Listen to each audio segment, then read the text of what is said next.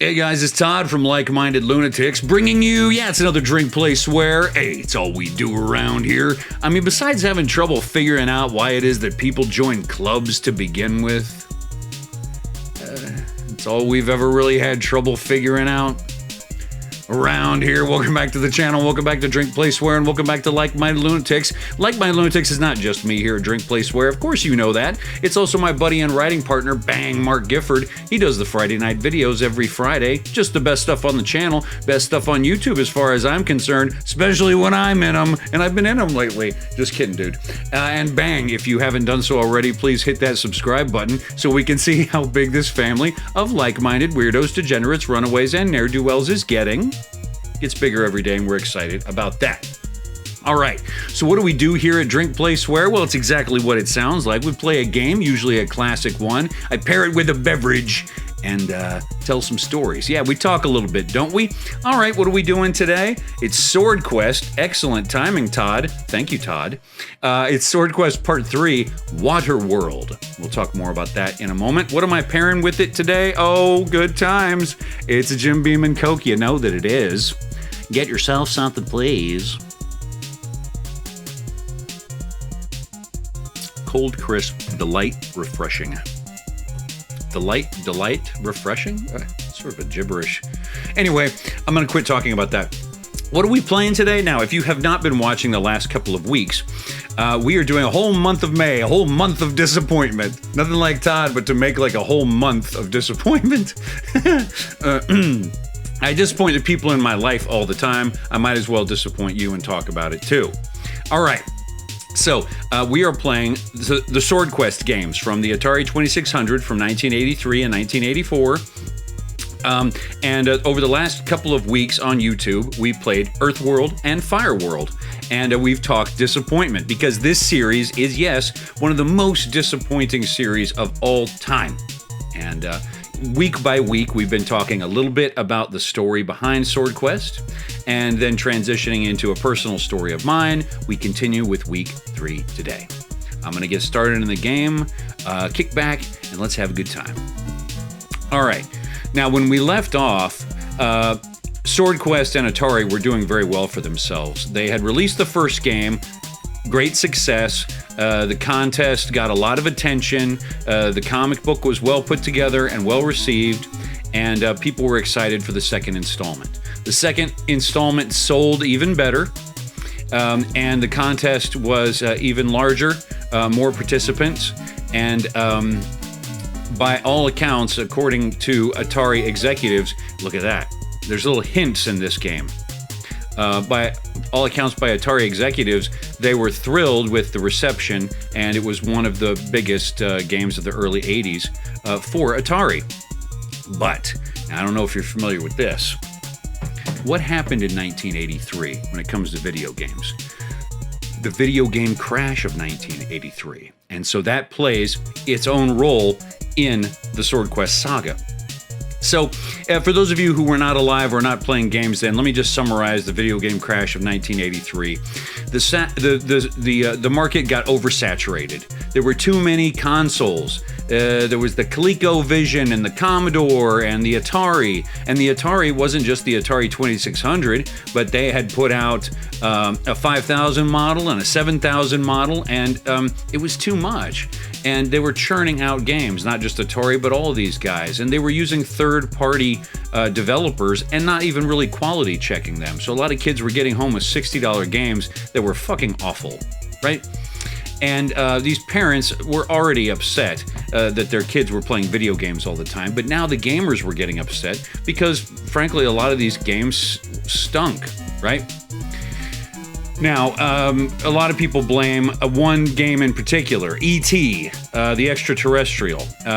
Someday we'll tell that story on here all on its own, but I want to just give you the context for the video game crash and how it's related to Swordquest, is that Atari went bankrupt. They were running out of money. Also, their CEO got fired because he was like involved in some insider trading, and Atari was in it having a hard time. Now, they were going to cancel the contest for Waterworld, and they were going to not release the game at all, but the game had been so popular, they decided to go ahead and release it. But this game, Waterworld, was not available to the public. In fact, if you wanted to get Waterworld, you had to be a part of the Atari Club. That's right, like the fan club for nerds. Yeah, you had to be a part of that club, and then you could like try to get it. But you weren't even guaranteed it then because they didn't have the money to make as many cartridges this time around. So like if you, to this day, look for a copy of Waterworld, it's the hardest one to get and the one that's most expensive. They got Fireworlds coming out of their ears. I even have a Fireworld right here. Yeah? This one was hugely popular and there were a gazillion of them made. I got that on eBay for like 14 bucks.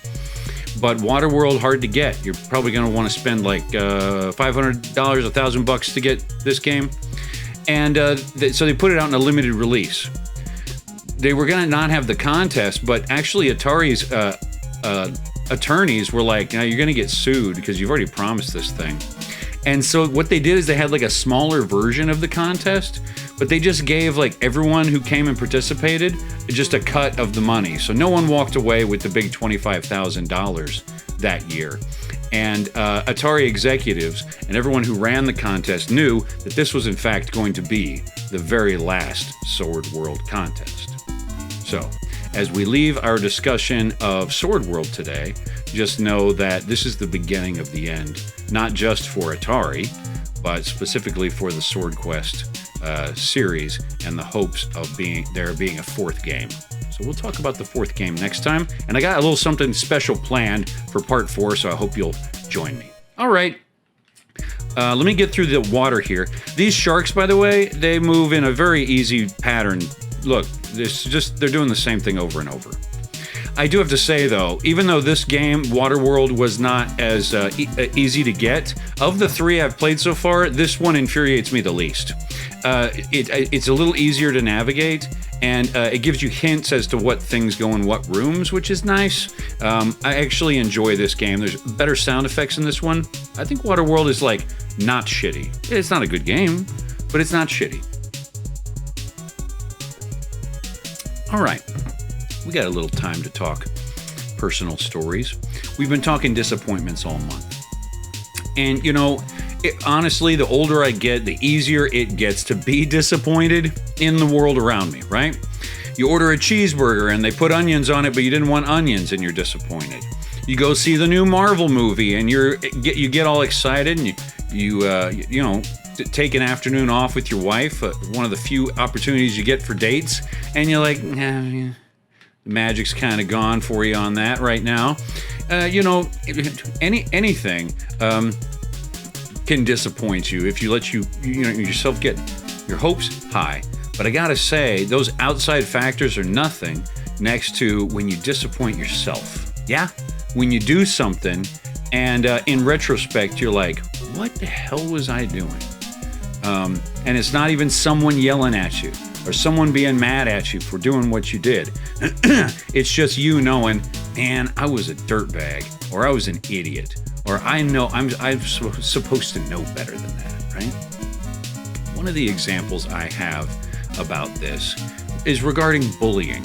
Okay. Now, I will say that Like Minded Lunatic Mark and Like Minded Lunatic Jim and I always joke around, because the 3 of us are friends, we always joke around that bullying is an important part of a good friendship, right?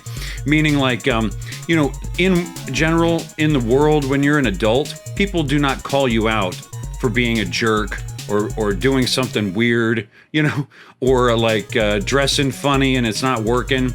But your close friends are the ones who are supposed to tell you, you know, hey man, you're being a jerk, cut it out. Or, you know, those shoes are real dumb, or whatever. And so we've joked around that bullying can be good if in the right context, in order to make you like a better person or to make better decisions, right? I'm not talking about that kind of bullying. I'm not talking about the potentially useful bullying. I'm talking about the bullying that happened in school. Now, I was not a bully in school. I was too much of a nerd to ever be a bully.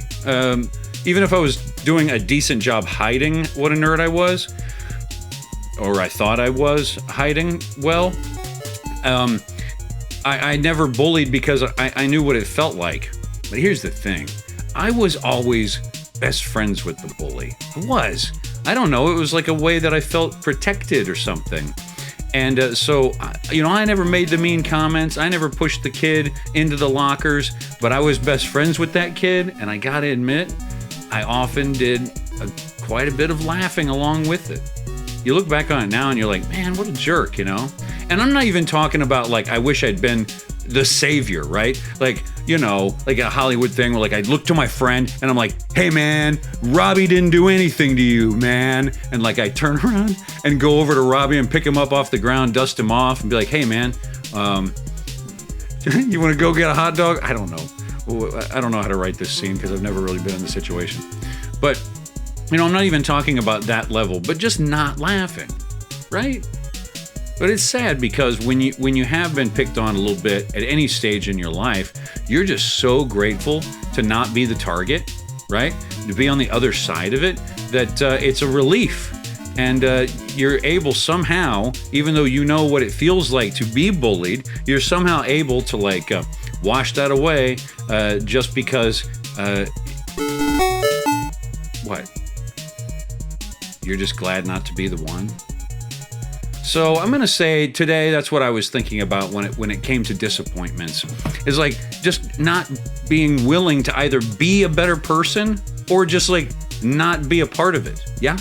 How many times have you ever been a part of something just with your silence? Or by not contributing to it, but contributing to the energy of it by not shutting it down? I don't know. I think if anything in the world, even though I do get pissed off when the Marvel movie isn't good and when the burger isn't topped correctly or whatever, and I said no mayo, this is double mayo, the worst disappointments are always the ones that I remember when it's quiet and I'm not doing anything, I'm not busy, I'm taking a shower or I'm laying in bed getting settled, and those little things start creeping around in your brain and going, hey, you remember that time you did that dumb thing? Yeah, you're not a good person. Oh, you got to clear those cobwebs out, and you got to maybe try to not disappoint yourself. Wouldn't that be nice? All right, kind of a dark one, kind of a bummer, but I got a real fun one planned for us next week. Part 4, we're talking about Waterworld, which is a game, spoilers, that doesn't exist. Sort of. All right, guys, in between now and the next time I talk to you, you know me, I'm T. Oh, see ya.